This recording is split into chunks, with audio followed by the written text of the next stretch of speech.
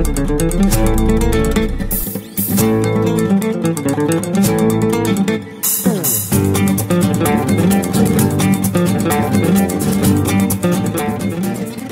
তারেক আমার অনেক পুরনো বন্ধু।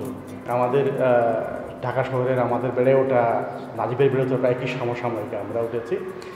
আমরা 90 সালের শুরুর দিকে একদম দশকের শুরুতে একটা পত্রিকা করবো ঠিক করলাম, শব্দপাঠ নামে, একটা লিটন ম্যাগাজিন করবো।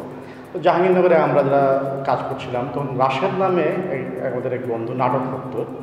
সে আমাকে বললো যে নাজিব তারেক কাছে গেলে ঢাকা শহরে বড় শিল্পী পাওয়া যাবে। তো আমাদের কাছে তখন প্রচ্ছদ শিল্পী হচ্ছে বড় ধ্রুবয়েশ। আমি ঢাকায় শাহনওয়াজ হলে থাকতো তখন নাজিব। তো এক বিকেলবেলা শাহনওয়াজ হলে তার কাছে আসলাম, এসে বললাম যে আমি ধ্রুবয়েশকে দিয়ে আমার খাবারটা তৈরি করবো আমি। তো নাজিব বলল ঠিক আছে, তার ধ্রুবের সাথে কথা বলে দিব, সমস্যা নেই, এটা হবে। তো আমি এই জন্য কথা বলছি, ধ্রুবয়েশকে ছবিটা করাবো, আমার খাবারটা শব্দপাঠের প্রচ্ছদ করবো। তখন নাজিবের এই স্কেচগুলো দেখছিলাম বসে বসে, আমার মনে হতো তো সামথিং নিউ। আর ধ্রুবয়েশের যে কাজগুলো একটা ধরনের কাজ, এটা সামথিং নিউ কাজ।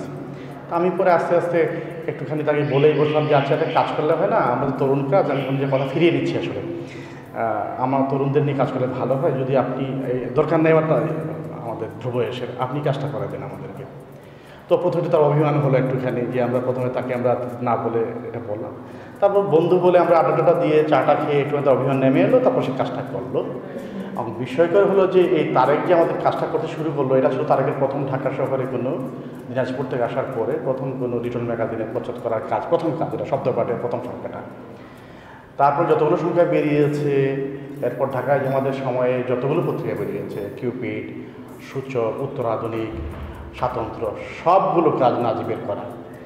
নাজিব এই প্রচ্ছদ করার কারণে নতুন ধারাই এলো, ও পুরো ইলাস্ট্রেশনটাকে কবিতার সাথে মিলিয়ে সে করতে শুরু করলো, আমাদের পত্রিকাগুলোতে করতে শুরু করলো।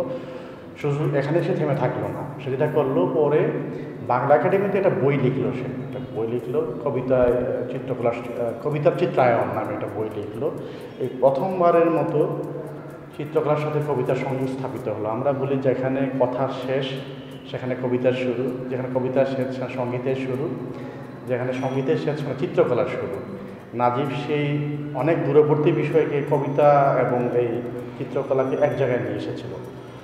এই জায়গাতে এখনও আমরা নাজিবকে অদ্বিতীয় মনে করি, এবং নাজিব যে কাজটি করেছে এ দীর্ঘদিনে, তার লেখার, তার আকার ভঙ্গি আলাদা। আমরা যে সোমনাথ হলের কোনো কাজ দেখি, আমরা সোমনাথ হলের কাজ দিলে বোঝা যাবে সোমনাথ হলের কাজ, এটা খুব সহজে বোঝা যাবে। মৃণালের কাজ যদি আমরা দেখি, কোনো ভাস্কর্য মৃণালের দেখি, মৃণালের কাজ দিলে বোঝা যাবে এটা মৃণালের কাজ। এটা শিশির ভট্টাচার্যের যদি আমরা কোনো স্কেচ দেখি, আমরা এটা খুব সহজেই বলি আমরা এটা শিশিরের কাজ। নাজিবের আমরা বলি যে দোষ থাকা, মুদ্রা এবং দোষ মিলে মুদ্রা দোষ হয়, কিন্তু শিল্পে মুদ্রা দোষ খুব জরুরি জিনিস। তারেকের এই মুদ্রাটি তৈরি করে ফেলেছে সে। আজকে যে প্রদর্শনী হয়েছে তার ধারাবাহিকতায় জায়গায় এসছে সে। নাজিব দেখবেন একটা আজকের এই প্রদর্শনীর যে শিরোনাম দিয়েছে, সে আর্টস মেক্স আস হিউম্যান। মানুষ কখন আসলে মানুষ হতে শুরু করলো, গুহায় যখন ছিল, মানুষ যখন দেয়ালে আঁকতে শুরু করলো, তখন সে আসলে জেগে সে হিউম্যান সাপিয়েন্স আসতে শুরু করলো, সেখানে ল্যাঙ্গুয়েজ পেয়ে গেছে, এবং এই ল্যাঙ্গুয়েজের কারণে সে তার শিশু থেকে শেখাতে পেরেছে যে দিস ওয়ে একটি পশু শিকার করা যায়। ছবিটাকে দেখিয়েছে, হ্যাঁ, এটা জাদু বিশ্বাস ছিল হয়তো বা। এই প্রথমবারের মতো তার পিতার জ্ঞান পুত্রের কাছে ট্রান্সফার করতে পারলো এই ছবির কারণে, ছবি এঁকে করতে পারলো।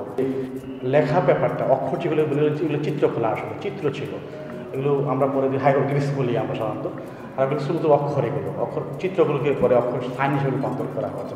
তো শিক্ষার সাথে বা মানুষের ভাষার সাথে জ্ঞান রূপান্তর করার সাথে এই চিত্রকলার খুব ভয়াবহ সম্পর্ক, অনেক গুরুত্বপূর্ণ এবং খুব তাৎপর্যপূর্ণ সম্পর্ক আছে। ছবির মাধ্যমে ভাষা আবিষ্কার করে অনুভূতিকে দিয়ে করা।